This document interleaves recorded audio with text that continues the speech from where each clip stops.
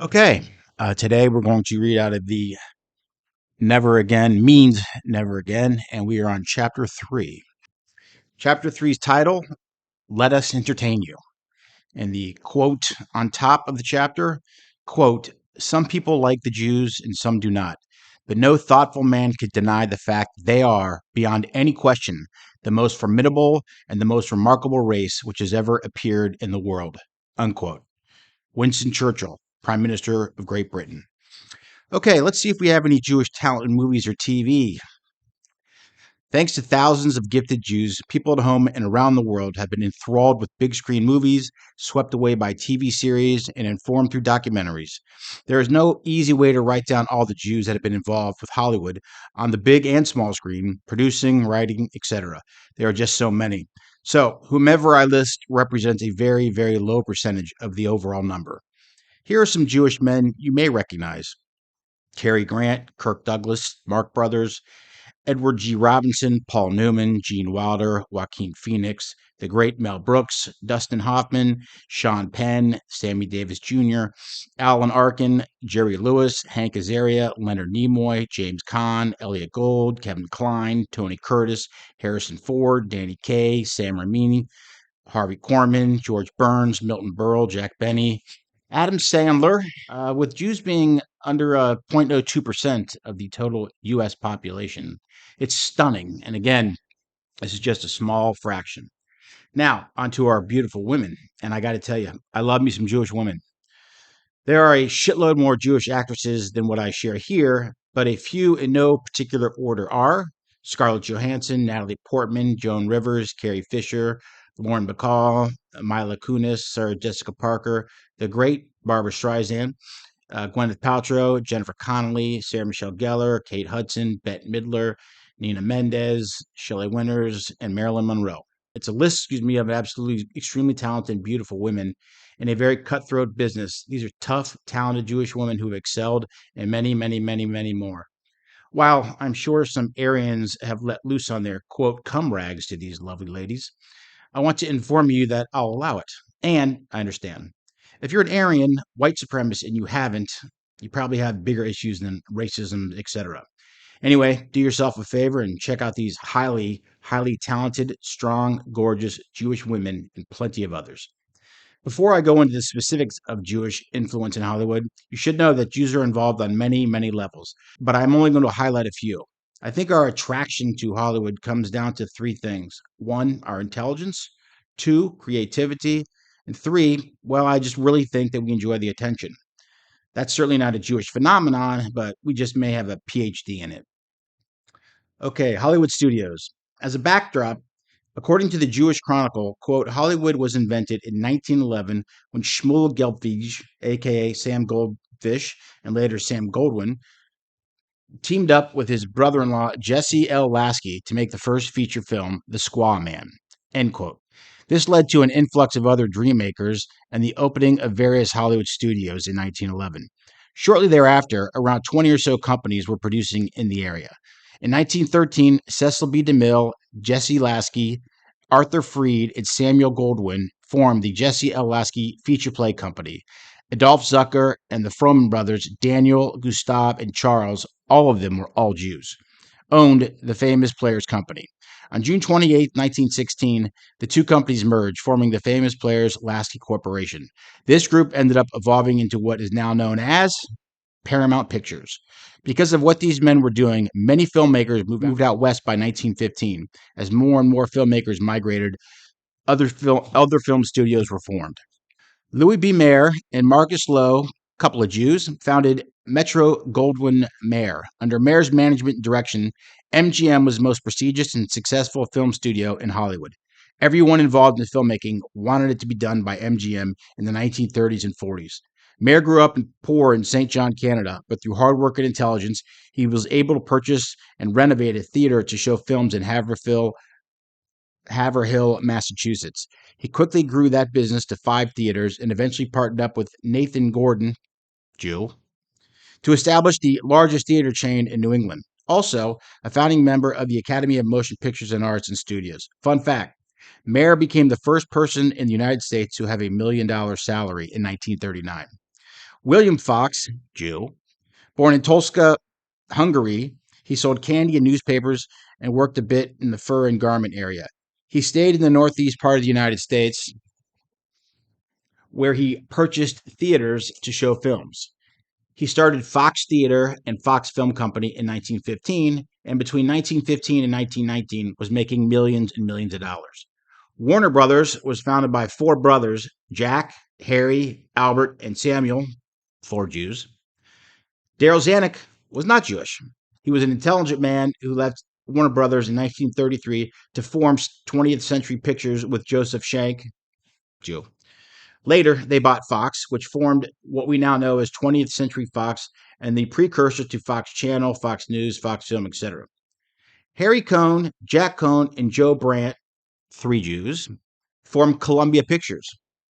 Harry ruled Columbia with an iron fist and eventually bought out Joe Brandt to own the studio with just his brother. He had the longest running position as head of a major studio, 45 years. These brilliant, tough, and successful men created a medium that will be around for a long time. The premise and use of directors, actors, and actresses haven't really changed and will be around for a long time. The writers, camera crews, and on are still very much involved with making movies, and all of them will be around for a long time. Look at the accomplishments that followed their wisdom. Someone can tell a story, any story, then find people to play it out while it's being filmed, then put it on a large screen anywhere in America, and it could start changing lives, perspectives, and attitudes on whatever subject is being told. Can you imagine the wonderment and excitement about surfing in Malibu being watched by a 10-year-old girl in Nebraska, or a film about gangsters in New York City being watched by a teenager in Texas? There are very few mediums that make the world smaller. Radio, television, the internet, phones, airplanes, and movies are some of them. There just aren't many more. As movie pictures slowly started going international, these men changed the hearts and minds of people throughout the world and how they envisioned Americans. It cannot be overstated how much the world has been impacted by motion pictures and how much those men played such a massive part. Academy Awards. Let's look at the Academy Awards. One of my personal favorite shows of the year. I like movies and I appreciate winning talent. So I tune in as it allows me to see how the secret society of the Academy ranks some of the best movies and actors that I've seen that year. Anyway, here's a listing of Jewish recipients for Best Actor since its inception. This award started in 1928, and in that time, a Jewish man won the category a combined 14 times and was nominated in the category 72 times. They are listed in order of acceptance: Paul Muni, Paul Lucas, Richard Dreyfuss, Dustin Hoffman, Paul Newman, Michael Douglas, Dustin Hoffman, Daniel Day-Lewis, Adrian Brody, Sean Penn, Daniel Day-Lewis, Sean Penn, Daniel Day-Lewis, and Joaquin Phoenix. Jewish nominees for the Best Actor is an astonishing 80%, with 14 winners, and a very impressive 15% win rate since the Academy started awarding them. Best Actresses in a Leading Role started in 1929. Since then, here are the lovely and talented Jewish women who have won Best Actress: Norma Shearer, Louise Rayner, Judy Holliday, Simone Signoret, Elizabeth Taylor, Barbara Streisand, Marlee Matlin, Helen Hunt, Gwyneth Paltrow, and Natalie Portman. Also, very impressive. Roughly 14% of all actresses who won for Best Actress and 53% of all women who have ever been nominated for Best Actress are Jewish. It's just outstanding. I mean, what can you say? I'll throw in one more category from the Academy Awards: Best Director. The Best Director category has been awarded since 1927. Here are the names of all the winners in that category who are Jewish: Louis Milestone, Norman Taylor, William Wyler, Michael Curtiz, Billy Wilder, William Wyler, Joseph Mankiewicz, Fred Zinnemann, William Wyler, Billy Wilder, Jerome Robbins, George Cukor, Fred Zinnemann, Mike Nichols, John Schlesinger, William Friedkin, Milos Forman, Woody Allen, James L. Brooks, Sidney Pollack, Oliver Stone, Barry Levinson, Oliver Stone, Steven Spielberg, Sam Mendes, Roman Polanski, Joel Cohen, Ethel Cohen, Michael Hazanavicius. Anyway, I'm not sure what to say. I mean, since 1927, Jewish directors of film have won 32 times for a win rate of 35%. and have been nominated 130 times. That is not a typo. So, what would you Aryans say to that? Luck? Favoritism? I assume you guys don't watch any films with Jewish, black, gay, Latinas, etc., who either write, direct, or act in any of those movies. I mean, outside of a few Mel Gibson movies, you're fucked. The Pulitzer Prize. Now, for the more serious arts and closer look at Jews in the media, the Pulitzer Prize is a series of prestigious annual awards given by Columbia University and New York University in the fields of poetry, nonfiction, fiction, music, history, drama, and biography. Non-biography fellowships are also awarded. Founded by Joseph Pulitzer and first awarded in May 1917. The prizes have varied over the years, 14 in the field of journalism and 7 awarded in letters, drama, and music. So in total, there are 21 categories. Each year, 102 jurors are selected by the Pulitzer Prize Board to serve on 20 separate juries for each category. Joseph Pulitzer himself was a Jew, came to the United States with his family from Hungary. He immigrated to the U.S. at the age of 17 and went straight into the Union Army among countless individuals who came to this country without knowing the language and made something of themselves. In the research I've done on Mr. Pulitzer, I try to find article, quotes, or anything about him providing any excuses for not allowing himself to succeed. In fact, a long, long line of people made no excuses, even when the desolate and poor, including Pulitzer, who through hard work, determination, and intelligence helped to build this country. After the military, Pulitzer found temporary jobs, but nothing stuck. He eventually made his way to St. Louis and became a lawyer and state representative at the age of 22, which is 3 years below the legal age of state representation in Missouri. Oh, and he learned English in 3 years during and after leaving the military. Pulitzer bought the St. Louis Dispatch and quickly increased the circulation from 4,000 in 1878 to 22,000 in 1888. He ended up buying the New York World and took it from a circulation of 15,000 to 600,000, making it the largest newspaper in the country. He was a solid philanthropist, and through him, the Pulitzer Prize comes. Now, I know a high majority of you won't know this word, even though I've already discussed it. So I'll type it in bold letters to make it easier for you to Google. The word is philanthropy. Okay, let's look at some of the stats. There have been 101 Pulitzer Prize winners for poetry. Jews have won 17 so far. There have been 59 Pulitzer Prize winners for nonfiction. Jews have won 31 so far. There have been 97 Pulitzer Prize winners for fiction. Jews have won 13 so far. And there have been 89 Pulitzer Prize winners for drama. Jews have won 34 so far. I think you get the point. It's a fantastic list of brains, talent, and critical thinkers. I would say that's a very impressive win ratio for 0.02% of the population. Also, possibly the greatest influence of the 20th century were Einstein, Freud, Martin, Darwin, and 3 of the 4 were Jewish. Writers. I was going to make a list of Jewish screenwriters and TV and radio script writers, but realized my pen may not have enough ink. What Jews have brought to cinema, television, and radio is so astounding that I'm not sure where to start. So fuck it, I'll start with an absolute mind-boggling contribution. I hope to encapsulate how impressive and important Jewish writers have been and continue to be at all levels, and bringing their talents to entertain us. Here is but a small list. Again, I have to repeat this. This is a far, far, far away from being a complete list of Jewish Hollywood screenwriters. Also, I suggest you browse online and see their accomplishments. Let's start with Irving Berlin, Woody Allen, George Axelrod, Stuart Bloomberg, Mark Boal, Irving Brecher, Marshall Brickman. When I see what they wrote, it's just amazing. James L. Brooks, the outstanding Mel Brooks, Cindy Altman, Lisa Cholodenko, Ethan Evan, Joel Cohen, the first movie ever made with sound, Alfred Cohen, Larry David, Helen Deutsch, Henry and Phoebe Ephron, Nora Ephron, Julius Epstein, Philip Epstein, and Carl Foreman. I'm still only on the Fs. You are looking at talent, talent, talent. I feel so much pride seeing these names in the movies and on TV. Jules Firthman, William Goldman, Ronald Harwood, Lawrence Albin, Ben Hecht, Lucas Heller, Buck Henry, Samuel Hoffenstein, Ruth Brower, Lawrence Kasdan, Charles Kaufman, Howard Koch, Stanley Kubrick, Ernest Lehman, Alan J. Lerner, Barry Levinson, Richard Malbin, Herman J. Mankiewicz, Abby Mann, Elaine May, John Milius, and I mean, I'll just stop there. There's just so many of them.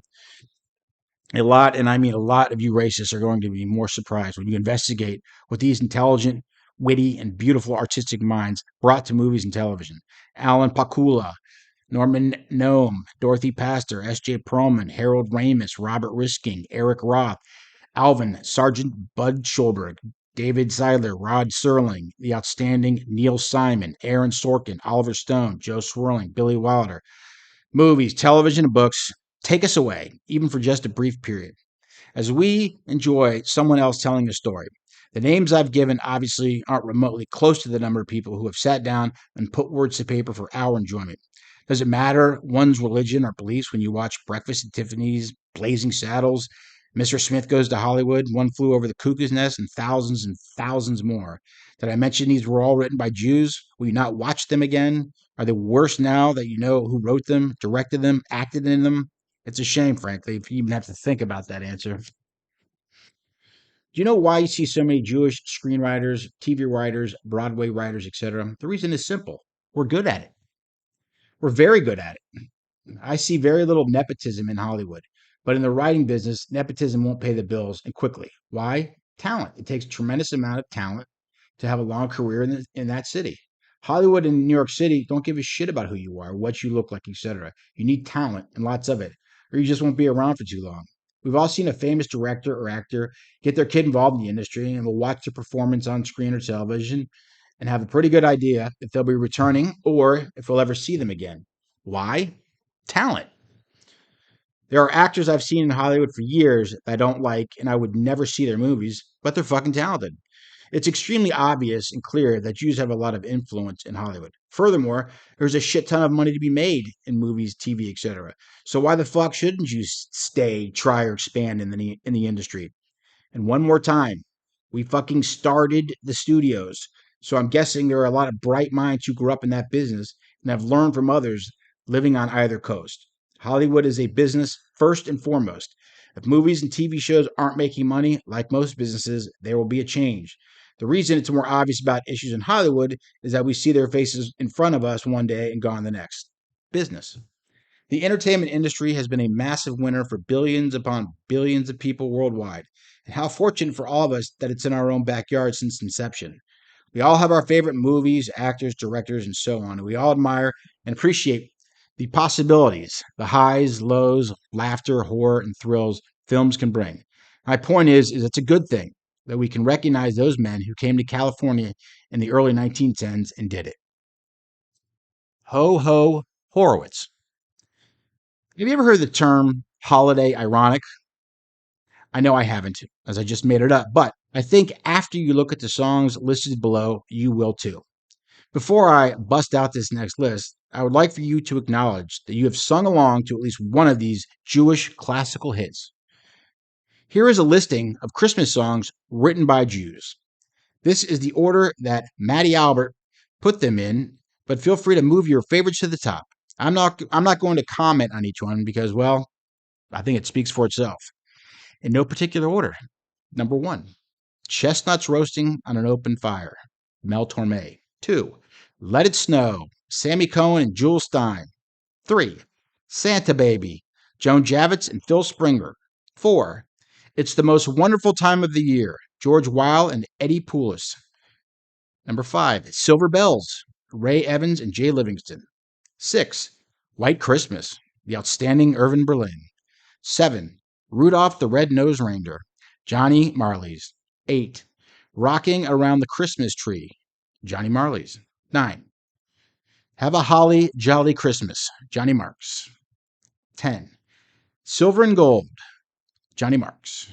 And 11, Walking in a Winter Wonderland, Felix Bernard and Richard Smith's Express. So, when the festive holiday season rolls around and one of you haters get up a bit early on Christmas morning to give your 7-year-old his or her first high-powered rifle, or your girlfriend or wife a new reversible swastika embroidered sweatshirt, just crank up your favorite local radio station. Enjoy those lovely Christmas songs. Regardless, great songs, and they should be enjoyed. I would like to finish this chapter by addressing what I hear and see a lot from various anti-Semites, and that is, quote, Jews control Hollywood, unquote. So, if you've read or heard everything in this chapter, and after careful and thorough research by me, my answer is this. Why on earth are the Jews so underutilized in Hollywood? I mean, come on.